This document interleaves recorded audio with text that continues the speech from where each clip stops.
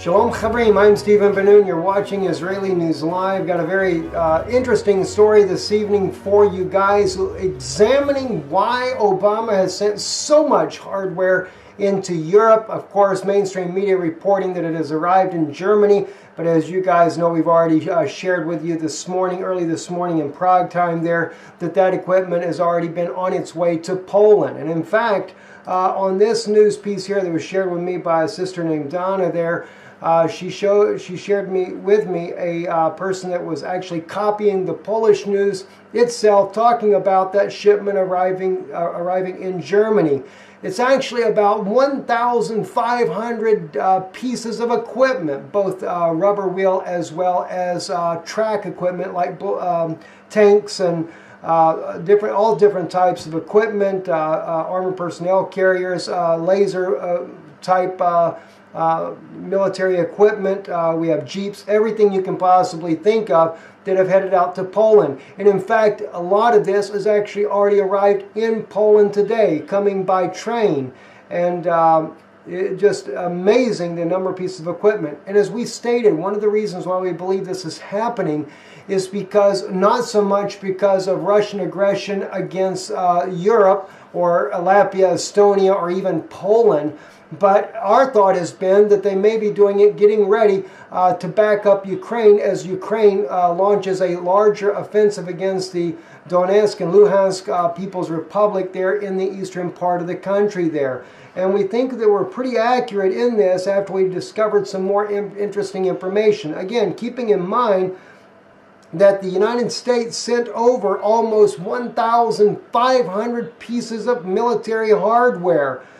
They came in on the Ark and other shipments that have come in. An enormous number of equipment. Abrams, Paladin, Hummers, Bradleys, you name it, they have all come in to Germany. And of course now, a lot of that already arriving in Poland. Now let me jump over there with you there to Poland, or getting ready to go to Poland. Already happened and published some of these images here that we shared with you this morning, showing how that they were already on the rail cars headed to Poland.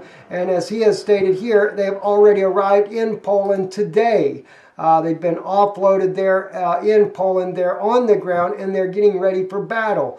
The question is where they're going to be stationed at. According to this point here, up closer to Kaliningrad, is where already happened, actually shows it on his point there. Now, he had also published an interesting document there, already happened it, about Russian military having a large number of tanks and things also on their side of the border, on the side with Ukraine.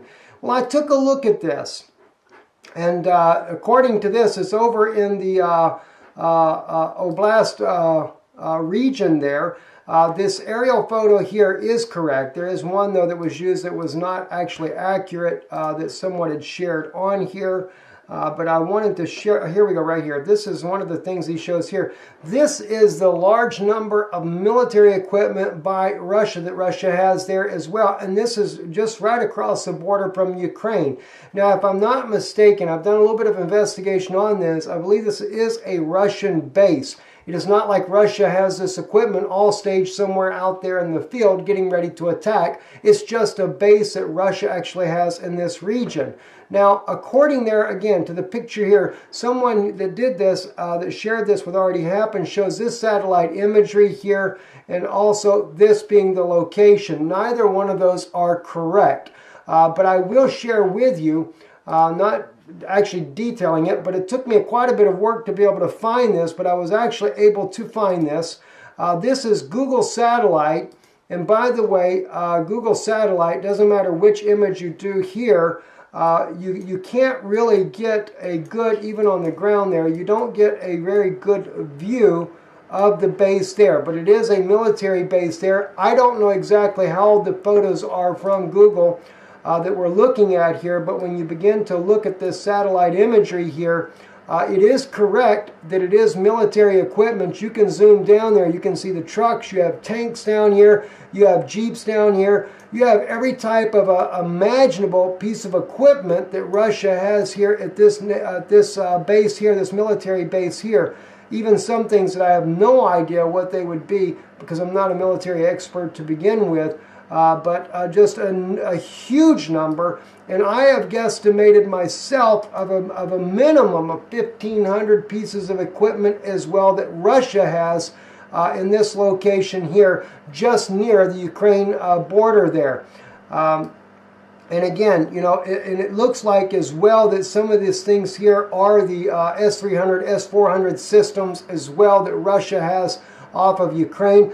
But it wasn't just that either. That's what I really went to searching the Google satellite maps here. And again, you know, it could be a year or so old. I have no idea how often Google updates their maps, especially over the Soviet Union. But I also found in the very city where they were, Rostov-Don, where already happened, was saying that this was where this was being based at, which, by the way, let me just show you how close you are to Ukraine.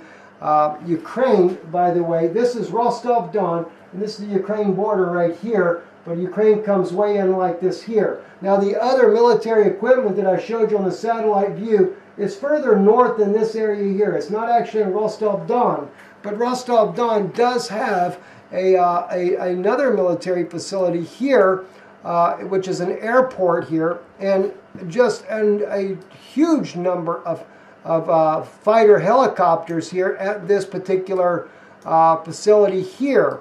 And as we zoom down, just so you can kind of get an idea of what I'm telling you about this, you have a lot of fixed wing, but as we get closer on the screen here for you, you can see the helicopters everywhere. Now, some of them don't even have rotor blades on there, so it does kind of tell me it's probably a military installation. Some of these are probably being repaired, etc. But a lot of different helicopters in here. I counted the number of helicopters. More than 70 helicopters are actually there at Rostov-Don. So Russia does have a very good sized contingency of their own in this region.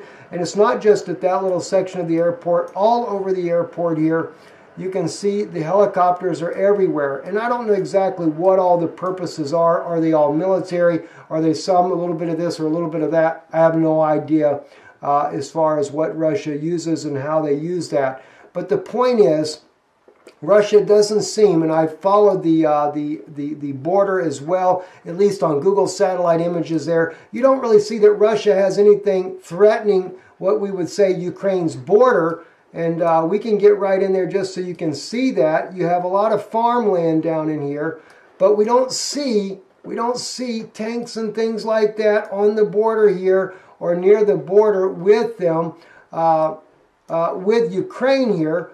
But even though you might see warehousing and things like that, there just doesn't seem to be anything in this region here. And I've kind of gone through this just to see if I could find anything that might resemble an aggression by Russia. Not seeing, though, anything that I could tell. You know, but again, does Russia have a defensive posture? Do they not have things there in this region of the world? Sure they do. They do have defensive measures there, but you can go all along here. You can zoom down on the different little cities in and around the border here. And again, you know, we have different types of warehouses, you know, that are here. And, you know, just looking to see if there's anything there. It looks like maybe a wood mill or something. You can see a lot of people on the ground, but you do not see anything that resembles military equipment or hardware on the Ukraine border there. And it's not saying that Russia doesn't have it there somewhere. I know there's been a lot that have said that there is, but I've just been kind of looking for myself, at least what I can see, just to see if there's anything that we might say, oh, wow, Russia's got a big, huge buildup here.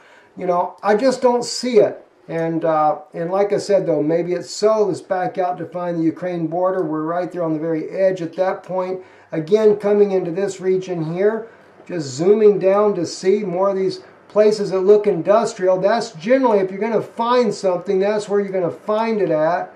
And again, doesn't appear to be anything. This might be military trucks right here. Perhaps. It's hard to tell. Can't tell. There's only, it looks like about 5 or 6 sitting there. But I don't know if they're actually military, but you see no helicopters, no other types of military equipment. Could be dump trucks for all we know there. But the point is that without a doubt, there is some major preparation going on the European side, because why? Russia has a military base not far from the Ukraine border. How long they've had this there, I'm not sure. I know in one image that I looked at on here, 2013, it's been there a couple of, been there for about 3 years now. Maybe it was built back then, maybe before then. It seems like the base has been there a while. This is not just temporary buildings, and it seems like everything is pretty much military to begin with. So I would assume that Russia has had this base for quite some time in this region. All right, moving on to other news as well. The United States military is finally dropping in heavy weapons to key regions in Syria, Haska, to the Kurdish people. And I have to applaud Obama for that one there. The Kurdish people have really fought hard and to drive out ISIS, the only fighting group that really has driven out ISIS. And now Erdogan is coming in there and trying to massacre the Kurds. And so I really had a heart for the Kurdish people who have been fighting so hard to take out ISIS in their region there. So the U.S. took and brought in some heavy weapons there. And this is part of what they call, according to the reports, weapons ships to Limestone region will likely be used in the third phase of the Euphrates Rage operation. And we know that Erdogan is doing Euphrates Shield operation. So it's the Kurds that are fighting to be able to have some region of land to where they can call their own, because they have been pretty much massacred by the Turkish government on a genocidal level, in fact, of what's been going on there. So it's really kind of sad to see what Erdogan has allowed to happen to the Kurdish people, and they have been trying to fight for their own autonomy, to where they could have a region where they can live in. Whether or not Bashar al-Assad is going to allow that inside of Syrian territory or not still remains to be seen.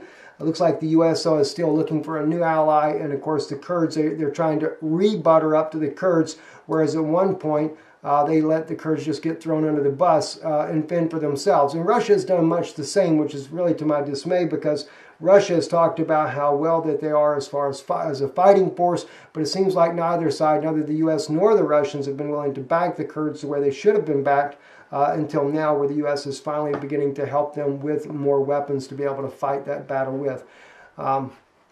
Also, one other issue, too, I want to bring up to you. The U.S. is sending 24 Apache helicopters to South Korea. And by the way, the Chinese, again, of course this happens on a regular basis, invaded the airspace of South Korea, where South Korea sent up a whole bunch of fighter jets there to intercept the Chinese jets that were coming into their airspace. But this here is Seoul, Korea. U.S. Force Korea will deploy 24 Apache helicopters to South Korea as the Allied forces face a growing threat from the north. In fact, they're getting ready. They've been building a new airfield for these Apaches. They don't quite have enough room for them as of yet, so they're going to divide up the 24 Apache helicopters to 2 different regions there until they get this new area built for them. But anyway, so the U.S. is looking like the U.S. is really getting very serious about engaging North Korea. And with deploying that many Apache helicopters in the region, I would say that the U.S. more than likely is going to go to war with North Korea. And I can imagine that happening, especially in light of the fact that President-elect Donald Trump, he doesn't seem to play around when it comes to North Korea. And we can no doubt expect that he's not going to play games. He's probably going to give North Korea's Kim Jong-un an ultimatum. And if he doesn't live up to the ultimatum, it's going to be war. Anyway, I hate to be the bearer of always bad news, but anyway, I'm Stephen Benoon. You're watching Israeli News Live, Erev Tov.